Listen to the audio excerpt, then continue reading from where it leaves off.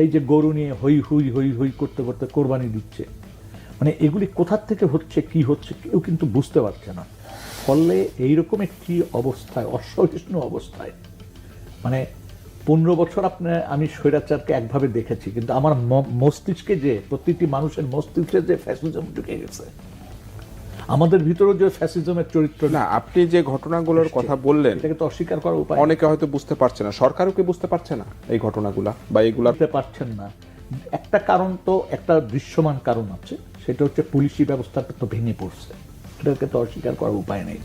এবং আপনি যদি খেয়াল করে থাকেন, সেনাবাহিনী যত ম্যাজিস্ট্রেসি পাওয়ার দেন আর যাই দেন, কোথায় যেন তাদের একটা শঙ্কা আছে, একটা সন্দেহ আছে, বা অসহযোগিতা আছে, যেভাবে আমরা বলি, এই তিনটা জিনিস দিয়ে বলা যায়।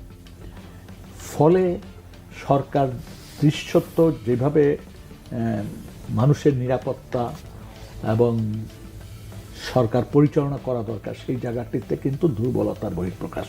আপনি দেখেন, অনেকের বিরুদ্ধে অনেকে অভিযোগ আসছে, অনেক আমলাদের বিরুদ্ধে যে অভিযোগ, সেটা নিয়ে কতটুকু আসছে আপনি বলেন তো? স্বরাষ্ট্র সচিব কেউ কি অব্যাহতি পাওয়ার উপায় আছে এই গুম খুনের জন্য?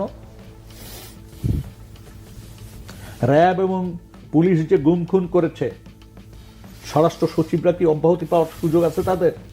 একজন নিয়ে কোনো প্রশ্ন আমরা করেছি এখন পর্যন্ত যে এই সময়কার স্বরাষ্ট্র সচিবরা কি জবাব দিবেন? ওনারা কিন্তু ধরা ছোঁয়ার বাইরে থাকতেছেন। অথচ ওনাদের কিছু মানুষের জন্য সমস্ত আমলাকে দোষ দেওয়ার সুযোগ নাই। আমলাদের ভিতরেও যেমন চক্র তৈরি হয়েছিল, বাহিনীগুলির ভিতরেও হয়েছিল, ইন্টেলিজেন্স এজেন্সিগুলির ভিতরে হয়েছিল, এক একটা চক্র। এই চক্র নিজেদের সুবিধা নিয়েছে, আর শেখ হাসিনা জিন্দাবাদ জিন্দাবাদ করতে করতে শেখ হাসিনারও 12টা বাজায় দিচ্ছে। যাকে বুঝতে এই জায়গাটা আপনারা দেখছিলেন যে কথা বলতে চান অনুষ্ঠান। এর পর্যায়ে ছোট্ট একটা বিরতির পর আবারও ফিরে আসছে আলোচনায়।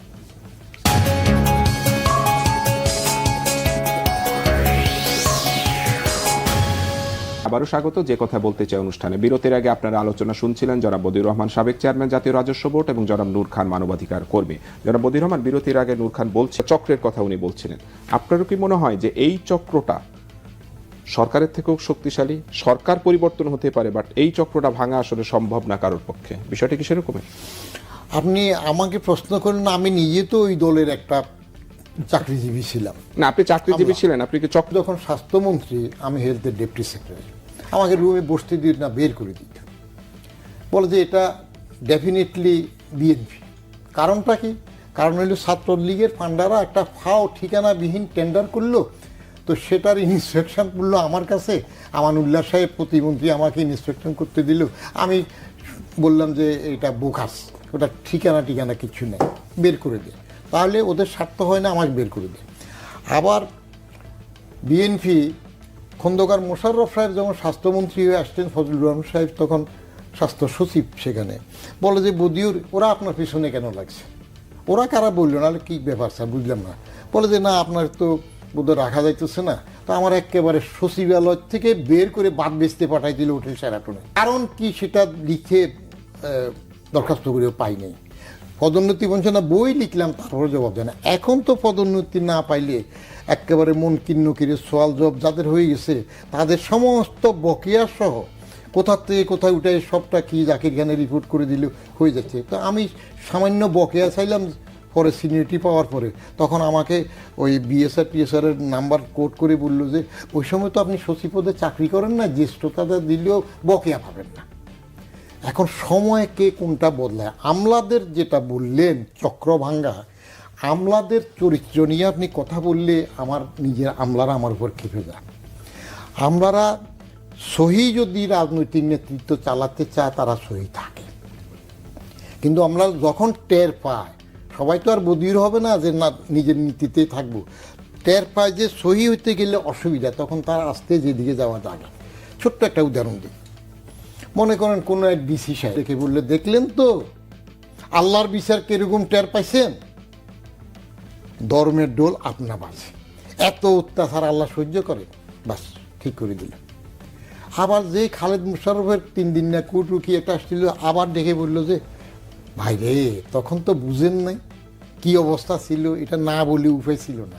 আপনাদেরকে বাঁচানি বললেন না তো, চাকরি করতে হইলে এগুলো মাইনে চলতে হয়। এখন আসল জিনিসটা ঘুরছে, এই যে শিখে যাবে, এরা সুবিধা মতো আসবে এবং এরা করাপশনের বেলায়, রাজনৈতিক চক্রের করাপশনের বেলায় সেটা বললে আরও হাসবেন।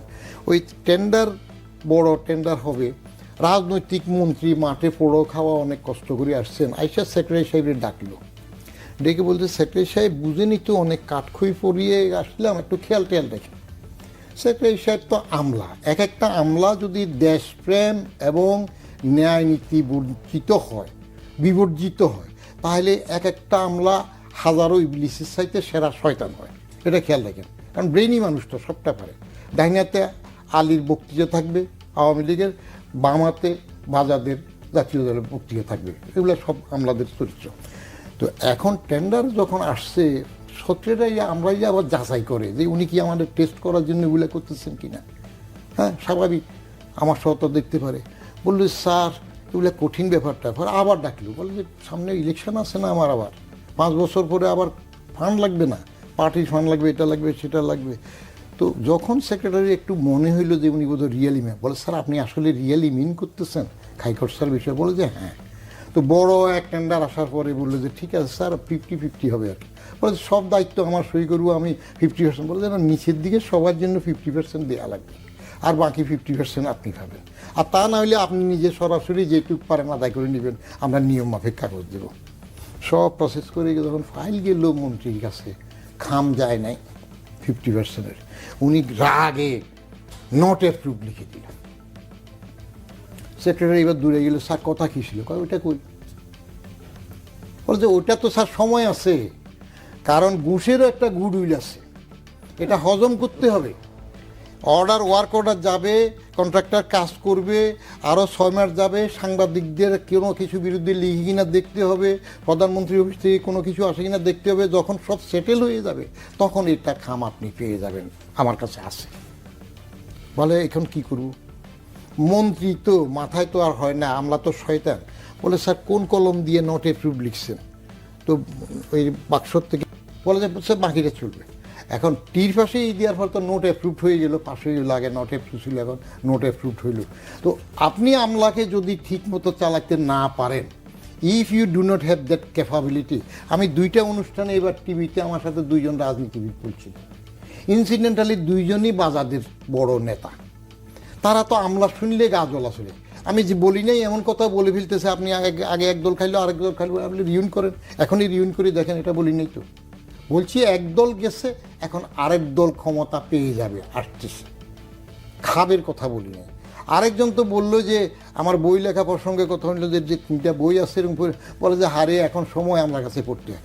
আপনি আমলাকে কন্ট্রোল করার জন্য রাজনীতিবিদের মন্ত্রিত্ব এবং নেতা যিনি থাকবেন, তিনি কতটুক সহি থাকবেন, এই আমলার চাইতে তিনি কতটুক ভালো বুঝবেন, কারণ আমলার কোনো নিজস্বত্ব নাই, এটা পানির রূপ, যে সরকার আছে সেই সরকারের রূপে থাকে। তাহলে এই চক্রটা ভাঙা বা শুধুমাত্র রাজনৈতিক নেতাদের উপরেই আসলে এই এক্স্যাক্টলি, ইয়েস, সকল ক্ষেত্রেই ইয়েস, কারণ পলিটিক্যাল মাস্টার্স আর ব্যুরোক্রেটিক সার্ভেন্টস 2টা জিনিস থাকবে। রুলস অফ বিজনেস অনুযায়ী পলিটিক্যাল মাস্টার্সের সর্বমোট ক্ষমতা। একটা আমলা বড়জোর কী করতে পারে, আমি ছোট্ট 2টা উদাহরণ দিই, ভালো লাগবে আপনার। সেটা হইল আমলা অন্যায় কিছু হইলে তুলে ধরতে পারে, যেমন এরশাদ সাহেবের কাছে শিক্ষা সচিব ছিল বড় দালাল কাজী জালাল, উনি একটা ব্যাচের লেট আউট সুপারিশ পায় নাই, তেমন 353 জন এডুকেশন ক্যাডারের ওদের নিয়োগের জন্য একটা সামারি নিজে জালাল সাহেব পকেটে করে নিয়ে সই করে নিয়ে আসছে, যে নতুন করে পিএসসির মাধ্যমে পরীক্ষা দিতে গেলে সময় লাগবে, দেরি হবে, কলেজগুলো ক্ষতিগ্রস্ত হবে।